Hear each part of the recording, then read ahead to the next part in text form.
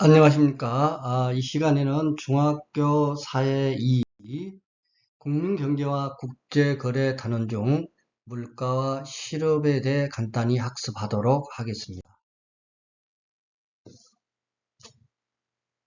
시장에서는 다양한 상품이 거래되는데 이러한 상품 중에 어느 시점에 가격이 오르는 상품도 있고요. 또 가격이 내려가는 상품도 있습니다. 상품의 이러한 가격 변화는 가계의 소비 활동과 기업의 생산 활동뿐만 아니라 국민 경제에도 큰 영향을 미치게 됩니다. 따라서 여러 상품의 가격 변화를 파악하는 것은 국민 경제의 안정적인 성장을 위하여 반드시 필요합니다. 여기서 시장에서 거래되는 여러 상품의 가격을 종합해서 평균한 것, 이것을 뭐라고 합니까? 물가. 요즘 왜 이렇게 물가가 올랐어? 비싸? 이런 이야기 하지요? 물가라고 합니다. 이 물가 움직임을 한눈에 알아볼 수 있는 것이 물가 지수입니다. 물가 지수는 기준 시점의 물가를 100으로 했을 때 비교 시점의 물가 수준을 나타낸 것인데요. 예를 들어서 물가 지수가 120이다. 그러면 기준 연도에 비해 물가가 20% 상승하였음을 의미합니다. 이 물가 지수는 소비자 물가 지수와 생산자 물가 지수가 있어요. 자, 그렇다면 이제 물가는 어떠한 요인으로 상승하는지 물가 상승의 요인을 살펴보도록 하겠습니다. 경제 전체의 수요가 경제 전체의 공급보다 많을 때, 수요가 공급보다 클 때 물가는 상승합니다. 이것을 수요 인플레이션이다 라고 이야기합니다. 가계의 소비나 기업의 투자, 정부의 재정 지출이 확대, 증가하면 한 나라 경제 전체 수요는 증가합니다. 그런데 경제 전체의 공급이 이에 미치지 못할 때 물가가 상승한다는 것입니다. 또 물가는 생산비가 상승할 때도 오릅니다. 생산비 상승입니다. 생산비에는 임금, 임대료, 원자재 가격이 있는데요. 이런 것들이 상승하면 생산비가 오른다 이렇게 이야기하고 이때 물가가 상승합니다. 자, 이것을 비용 인플레이션이다 라고 이야기합니다. 또 시중에 공급되는 통화량이 증가하면 물가 상승합니다.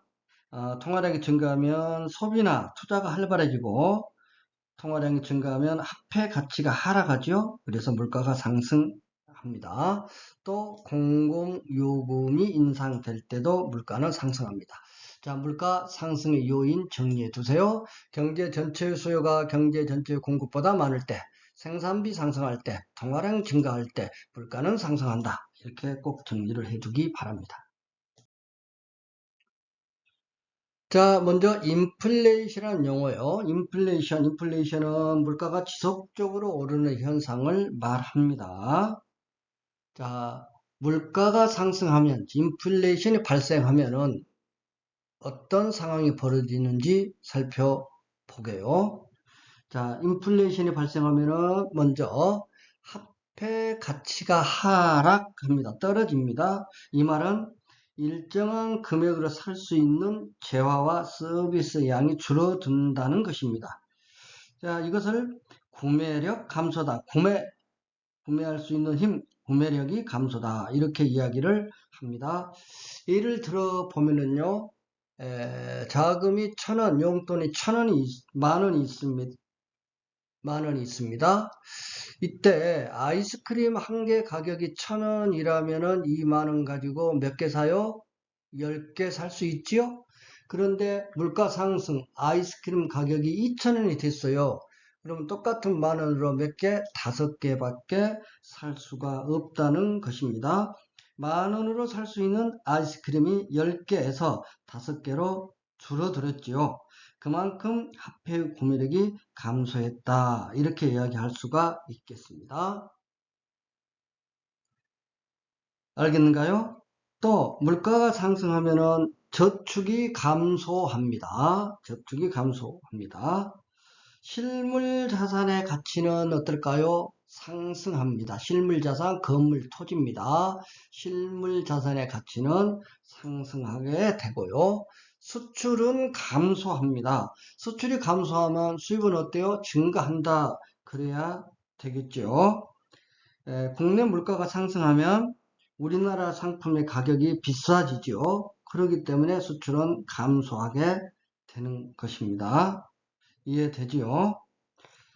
또 물가가 상승하면 부동산 투기 등 불건전한 거래에 집중하는 경우도 있다. 이렇게 정리하면 되겠습니다. 이해되죠? 자, 물가 상승의 영향, 화폐 가치가 하락한다. 실물 자산의 가치는 상승한다. 수출은 감소하고 수입은 증가한다. 이렇게 꼭 정리를 해두기 바랍니다. 자, 그러면은 인플레이션이 발생했을 때, 물가가 지속적으로 올랐을 때, 상승했을 때 유리한 사람도 있고 불리한 사람도 있을 건데요. 먼저 유리한 사람은 누구겠습니까? 실물 자산 소유자, 토지 건물 가지고 있는 사람 상대적으로 유리합니다. 그리고 돈을 빌린 사람은 물가 상승하면 유리합니다. 빌린 사람은 유리해요. 예를 들어 볼까요? 10,000원을 빌렸습니다. 대여금 만 원을 빌렸어요. 그런데 빌릴 때 아이스크림 한 개가 1,000원이었어요. 그러니까 아이스크림으로 따지면은 이 10,000원 빌렸다라는 것은 아이스크림 10개를 빌렸다라는 것이 되겠죠? 그런데 물가가 올랐어요. 갚을 때는 아이스크림 한 개가 2,000원으로 올랐습니다. 근데 갚는 사람은 물론 이자는 줘야 되겠지만은 원금으로 따졌을 때 10,000원 갚는데 이때 갚을 때 10,000원은 아이스크림 5개에 해당이 되지요. 그러죠? 그러니까 어떻게 보면은 10,000원 빌리고 10,000원 갚았는데 아이스크림 10개를 빌려가지고 5개 갚은 꼴이 되잖아요. 그래서 돈을 빌린 사람은 유리하다. 채무자죠? 유리하다라는 이야기가 되겠습니다. 이해되는가요? 이해돼요? 예, 이해할 수 있겠죠? 예. 수출업자는 어때요? 수출업자. 물가 상승하면은 수출업자는 유리해요? 불리해요? 수출업자. 불리하죠? 수출이 잘 안 되니까요. 그러면 수입은 잘 됩니다. 수입업자는 유리하다. 이렇게 생각할 수 있겠습니다. 자, 인플레이션이 발생했을 때 불리한 사람, 현금만이 가지고 있는 현금 부자예요. 왜요? 화폐 가치가 하락했기 때문이죠. 공급이나 연금 생활자는 불리합니다. 현금 보유자, 예금한 사람, 그 다음에 돈을 빌려준 사람, 예금을 여기다 써야 되는 잘못 썼네요. 그 다음에 수출업자 등은 상대적으로 불리하다. 이렇게 이해할 수 있겠습니다. 알 수 있죠? 네. 이게 뭡니까? 통화량, 시중에 유통되는 통화량. 국어 시간에 박지원 소설 허생전 배웠죠? 주인공 허생이 50만 냥을 바다에 버렸다. 그 이유는 바로 무엇을 막기 위해서? 통화량이 줄어들겠죠. 버렸으니까. 그럼 뭐요? 물가 상승을 막기 위해서 이렇게 생각해 볼 수 있겠네요. 그런가요? 예. 자, 물가 안정시키기 위한 노력을 해야 합니다. 그러면 어떤 방법이 있을까요? 정부 재정 정책이 있습니다. 재정 지출을 줄여야 되고요. 돈을 많이 걷어요. 조세, 세금을 많이 거두면 되겠습니다. 뭐 생필품 가격, 공공요금 인상도 억제하면 좋겠죠.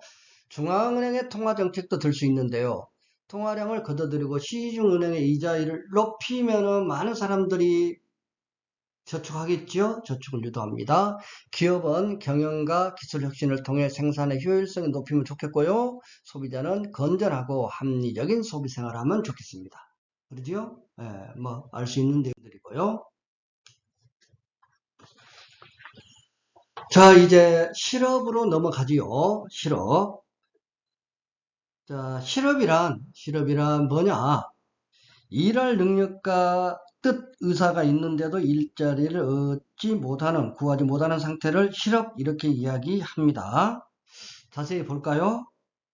여기서 보면은요, 15세 이상 인구를 노동 가능 인구, 이렇게 이야기합니다. 이 노동 가능 인구 15세 이상 인구 가운데 일할 능력과 의사가 있는 사람들을 뭐라고 불러요? 경제활동 인구, 이렇게 이야기합니다. 알겠죠? 노동 가능 인구 가운데 경제활동 인구가 아닌 사람들을 아닐 비자, 비경제활동 인구, 이렇게 이야기를 해요. 이 경제활동 인구는 다시 취업자와 실업자로 구분합니다. 경제활동 인구 가운데 취업자가 아닌 사람을 실업자 그러겠죠. 따라서 일할 능력이나 의사가 없는 사람은 애시당초 경제활동 인구가 아니기 때문에 실업자에 포함되지 않는다는 점 기억해 두시고요.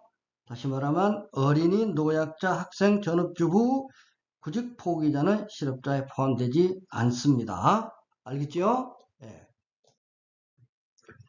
자, 이제 실업의 원인을 살펴보지요. 경기 침체로 기업이 고용을 줄입니다. 이것을 경기적 실업, 이렇게 이야기합니다. 구조적 실업은 자동화 또는 산업 구조 변화 등으로 관련 부분의 일자리가 사라지는 경우를 말하고요. 계절적 실업은 계절 변화에 따라 고용 기회가 줄어드는 경우를 말하겠죠. 마찰적 실업도 있는데요. 이것은 더 나은 조건의 직장을 구하기 위해 일시적으로 현재 직장을 그만두는 경우를 말합니다. 또 실업은 스스로 원해서 자발적인 것 또는 원하지 않지만 어쩔 수 없이 비자발적 실업, 이렇게 구분할 수도 있습니다. 알겠죠? 네.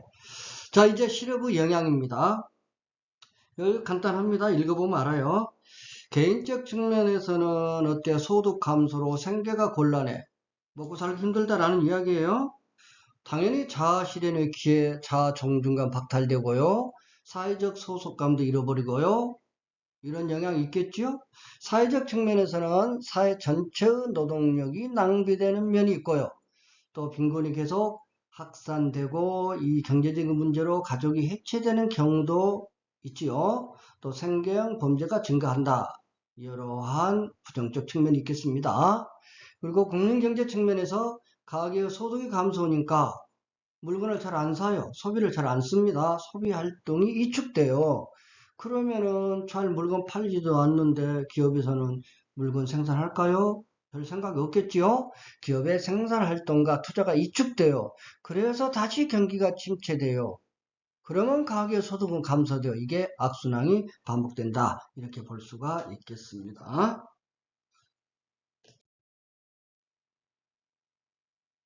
자, 실업은 국민 개개인의 삶뿐만 아니라 사회의 안정 및 경제 성장에도 큰 영향을 미치지요. 그래서 실업을 줄이고 안정된 고용 수준을 유지하는 것이 매우 중요합니다.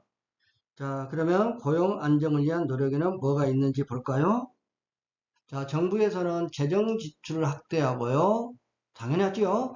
체계적인 직업교육 실시하고요. 인력개발 프로그램 마련하고요. 실업자 위한 복지정책도 실시하면 좋겠지요. 근로자는 새로운 일자리를 얻기 위해 꾸준한 자기 개발해야 됩니다. 노력해야 됩니다. 새로운 기술도 빨리 습득해야 되겠죠. 기업은 고용 안정과 일자리 창출을 위한 경영 방안 모색해야 될 것이고요. 기업과 근로자는 신뢰를 바탕으로 경쟁이 아니고요. 신뢰를 바탕으로 서로 협력해서 바람직한 노사관계 확립한 것도 필요하다. 이렇게 볼 수가 있겠습니다. 알겠지요? 자, 이상 마치겠습니다. 수고 많이 했습니다.